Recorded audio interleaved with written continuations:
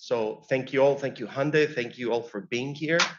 I am delighted to be in a room full of real people again for this venue after the last couple of years. And I'm looking forward to the rest of the day. Let me see, it's okay. So I'm just going to go ahead and start. So those are my disclosures right there at the bottom. So as most of you know, the overwhelming majority, ALS is a genetically very heterogeneous disease. So the overwhelming majority of patients suffer from sporadic disease. About 10% of the cases, the disease runs in families. And there's been a wealth of genetic breakthroughs over the last 20 years. And we now know that there are mutations in more than 40 genes that can cause ALS, rare forms of genetic ALS. And the central question that we're interested in addressing in my lab is whether there is mechanistic convergence amongst all the distinct genetic subtypes of ALS, and whether what we find about genetic subtypes of ALS is at all relevant for what happens in sporadic disease. And the way we do that is we study one gene at a time. And we have several posters at this meeting today describing people's work on different genes. And hopefully, if you have time, you'll be able to see some of the work. So, but what I'd like to do today over the next 18, 19 minutes or so is tell you about some unpublished work focused on C9orf72, which is the largest genetic contributor to ALS as well as frontotemporal dementia. So very briefly, the C9orf72 mutation is an intronic hexanucleotide repeat expansion, 4 Gs followed by 2 Cs, which in normal individuals, there's about 30 copies of these. In ALS patients, there's hundreds, sometimes thousands. So the mutation is not completely penetrant, but it highly predisposes people to getting ALS. And work from many labs over the last few years has shown that the repeat expansion can indeed be transcribed to form this irregularly long RNA molecule, and it can also become translated to form 5 dipeptide repeat proteins from the sense and antisense strands. These are known as GR, PR, GA, PA, and GP, and the glycine-rich GR and PR are thought to be, have been shown to be numerous in vitro models, mouse models, and so on and so forth, as being the most highly toxic ones. So we also know that the long RNA binds and sequesters RNA binding proteins to form typically nuclear RNA foci. And we also know that all the dipeptide repeat proteins can form aggregates that are found in mouse models, postmortem ALS patient tissue, and so on and so forth. Now, these aggregates are typically cytoplasmic, although in rare cases, they can be nuclear. So we and others over the last few years have shown that because the long RNA binds and sequesters RNA binding proteins, and because the dipeptide repeat proteins bind and sequester a number of proteins which encompass so-called low complexity domains, there's an imbalance in the nucleocytoplasmic proteome. And as I mentioned, the arginine-rich GR and PR aggregates, which can be cytosolic as well as nuclear, have been shown to be the most toxic. So the question that we really got interested in addressing is, what role does RNA binding play in the toxicity of these arginine-rich dipeptide repeat proteins? And can we utilize that information to design potentially therapeutic strategies? So this is the simple question that we wanted to address, which is what I just mentioned. So to begin to address this question, we used a combination of simulations as well as empirical evidence to characterize the physicochemical properties of the arginine-rich GR and PR. And to cut a long story short, our experimental data showcase that several electrostatic and chemical bonds would favor interactions of poly R-DPRS with RNA molecules, and the types of bonds that we predicted are just shown here. So we started to investigate a little bit more about what the interaction with RNA would look like. And here I'm just showing you the first thing that we did, which is some plain test tube experiments. So we synthesized highly pure versions of GR, PR, as well as GP as a negative control. GP is not an arginine-rich dipeptide, and it's not predicted to bind to RNA molecules. We put them in a test tube and then added total RNA within that test tube. And as you can see here in these pictures, you can see that in the presence of total RNA, both the GR and PR form aggregations with the RNA, and we can resolve partially these by treating with RNAs. We cannot resolve them completely, which I guess is not surprising given that RNAs cannot degrade everything, all of the RNA that's in the test tube. We also found that while both R-DPRS have the capacity to bind to all classes of RNA molecules, including mRNA, tRNA, and ribosomal RNA, they exhibit some preference of binding to structured RNA molecules such as tRNAs and mRNAs and RNAs shown here. However, what you see in a test tube is not always what happens in cells and in patients. So we next decided to do an experiment to identify native RNA binding partners for poly-GR, for the poly-GR dipeptide repeat. And to do this, we teamed up with Marco Bocchito and Sandra Woolen at the NIH. And we performed a CLIP-Seq experiment to identify native RNA partners. So the way this experiment works is we took a construct which expresses 50 copies of the poly-GR. It's tagged with a GFP. And as a control, we use GP or GFP alone. We put these in cells and then use UV cross-linking to cross-link potential RNA to protein complexes shown there in that schematic. I'm not sure that you can see my pointer. It doesn't look like it works very well.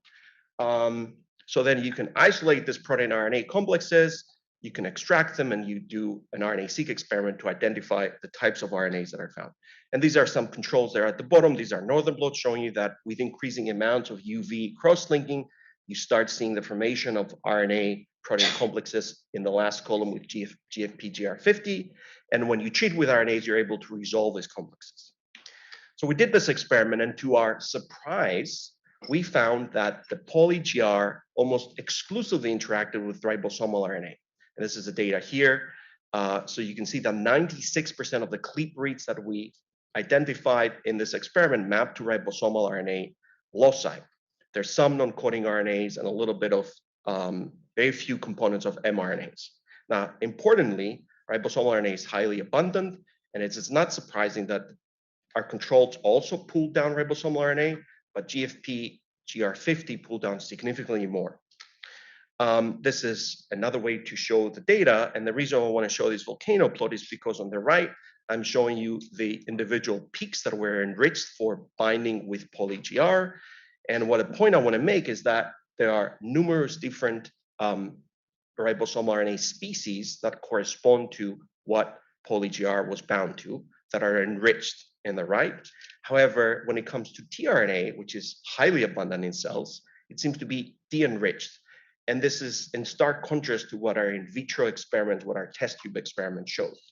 This is probably related to the fact that the binding is determined by the localization of the proteins as well as the availability of different types of RNAs. Now, to get a better understanding of what types of ribosomal RNAs poly-GR was able to bind here, we remapped the sequencing data to a single full-length cDNA sequence. And on the right, you're seeing two independent CLIP-Seq experiments for GFP GR50, and on the left, you're seeing the controls. And hopefully what you can see is that the CLIP reads map to specific ribosomal RNA loci, and the overwhelming signal that we found is reflected in the blue color, which corresponds to 28S, which is type a precursor, which is one of the many species of ribosomal RNA. These are the sequencing tracks here, and at the bottom is our GFP control, and at the top are the sequencing tracks for GFP GR50. And I would like to point out that this is the 28S peak up here that was highly specific for our GR50 experiment. Okay, great, thank you, this is helpful. So that's the peak that I'm talking about. So reviewers were concerned that ribosomal RNA is highly abundant and all kinds of potential RNA binding proteins would be able to pull it down. So to do an additional control, what we did is we used publicly available CLIP-Seq data sets from other RNA binding proteins that are known to bind and interact to ribosomes. And hopefully what you can see here is that the specific peak that we identified for GR50 corresponding to 28S is completely absent from other publicly available data sets. So it's highly enriched in our data set, it's highly enriched relative to the controls, and it's not found in other data sets. So for those of you that, like me, do not remember their basic biology classes, the ribosomal RNA is transcribed within the nucleus, and it goes a series of very detailed processing steps, almost entirely within the nucleolus and the nucleus, to give rise to 3 mature ribosomal RNA species, 18S, 5.8S, and 28S. And these are the 3 species that will become part of the fully assembled mature ribosome. Now, the peaks that we identified could be corresponding to a number of these ribosomal RNA species.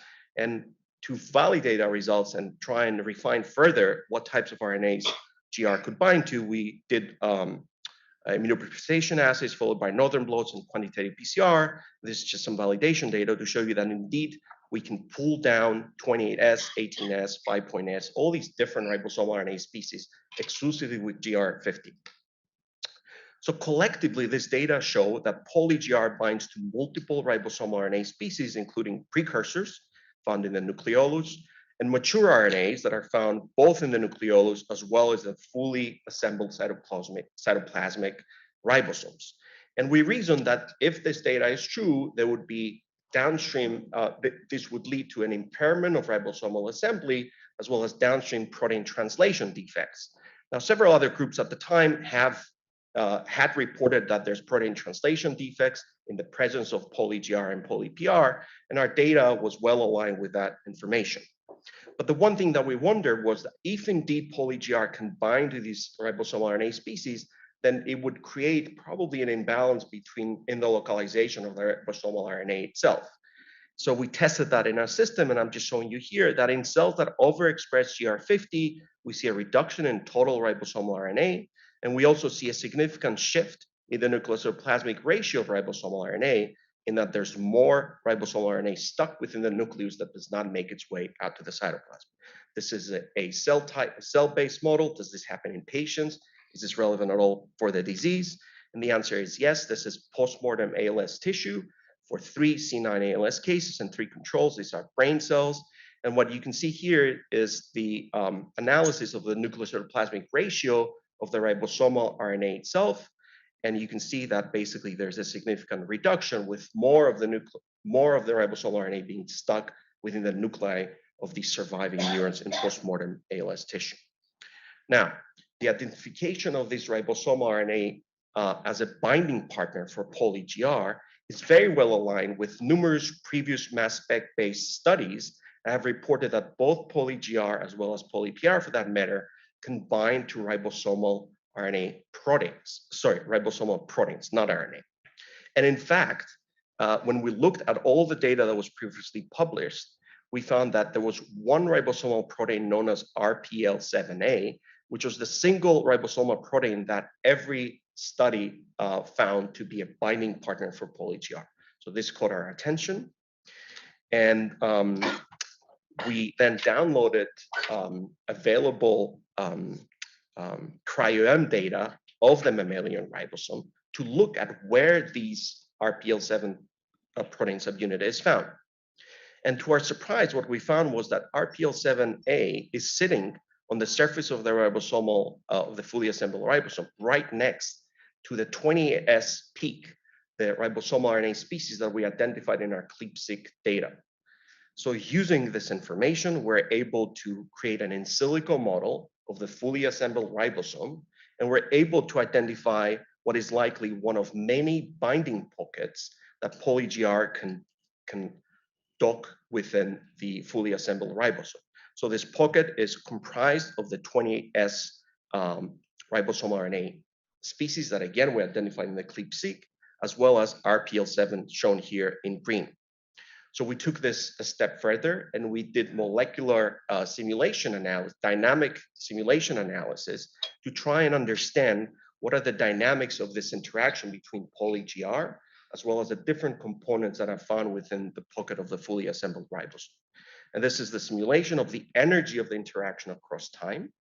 And again, to our surprise, what we found was that our models predicted that the interaction between poly-GR and ribosomal RNA has significantly higher energy than the interaction between poly-GR and RPL7 or any of the ribosomal proteins that are found within that region. So this data is suggesting that it is the interaction of poly-GR with the RNA that's mediating its binding to the ribosome rather than the interaction between poly-GR and ribosomal proteins within the ribosome.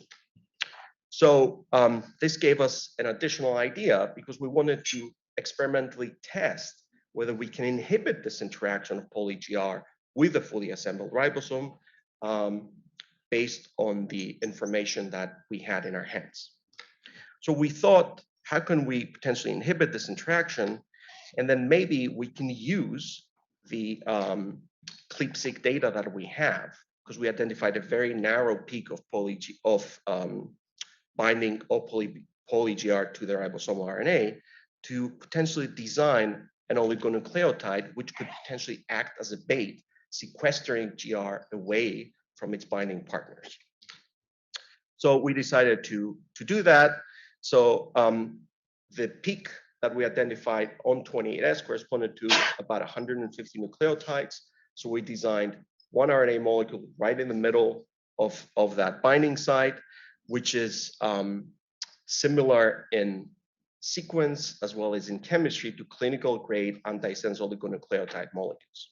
We call this the 28S ribosomal RNA bait. And as a control, we designed a scrambled sequence bait RNA that was similar in chemistry, but different in sequence.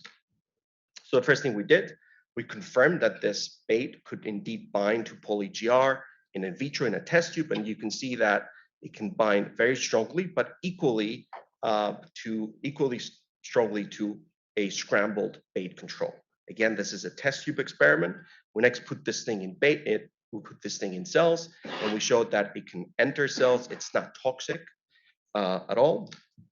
And we also showed that in cells, this 28S bait is highly specific in its ability to bind poly-GR. It does not bind GFP, and poly-GR exclusively seems to bind 28S and not the scrambled control bait that we also synthesized.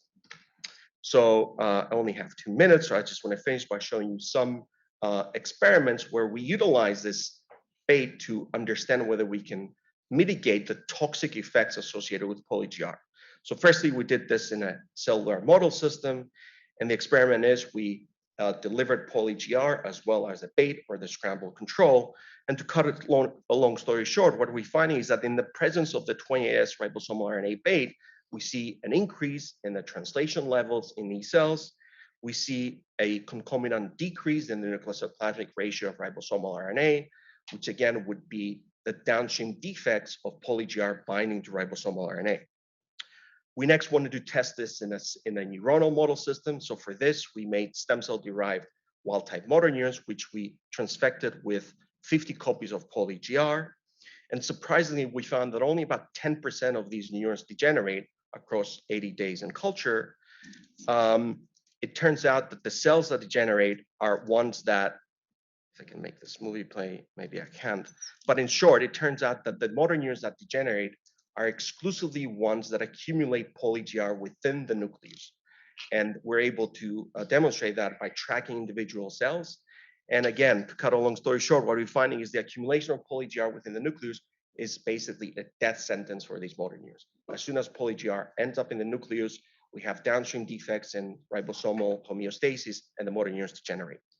So the question is, can our 28S ribosomal RNA bait inhibit that toxicity? And the answer is yes. It can do so significantly more effectively than the scrambled control. However, this is again an overexpression system in a human neuron. To test it in a more physiological model, I'll just skip that data. We teamed up with Justin Ichida's group at USC, and we tested the ability of the 28S RNA to mitigate poly-GR toxicity in motor neurons derived from 3 C9orf72 ALS patients, as well as three healthy controls. And again, we find that the 28S bait is able to significantly mitigate the toxicity associated with the C9orf72 mutation in patient motor neurons. And this is the data shown in individual cases. Last but not least, for my last 30 seconds, we wanted to test the ability of this molecule to mitigate toxicity in an in vivo model system. And to do this, we teamed up with Uday Pandey at UPIT, who utilizes Drosophila models. And we started by using a highly toxic model of GR toxicity, where basically flies that express GR50 fail to eclose, fail to reach adulthood stages.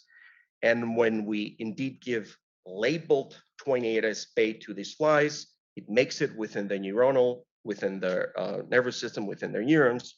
And we see a small but highly significant and unexpected mitigation of toxicity in that basically 0% of flies that express GR50 are able to reach adulthood, but about 9% of cases when are fed this 28S bait within their food are able to reach adulthood stages. So those are the conclusions. I don't have time to go through the detail, but the one thing that I want you to remember is that CLIP-Seq analysis allowed us to design a specific ribosomal RNA bait, which can protect against poly-GR C9orf72 associated toxicity. I'd like to highlight Alberto Ortega, who is a former postdoctoral fellow in my lab, and Andrew Fleming, who's in the audience, who has led this project after Alberto left the lab. And I try to thank the different collaborators who facilitated this work along the talk. Thank you to Les Turner Foundation for the continued support, New York Stem Cell Foundation, and the NIH. And thank you for your time.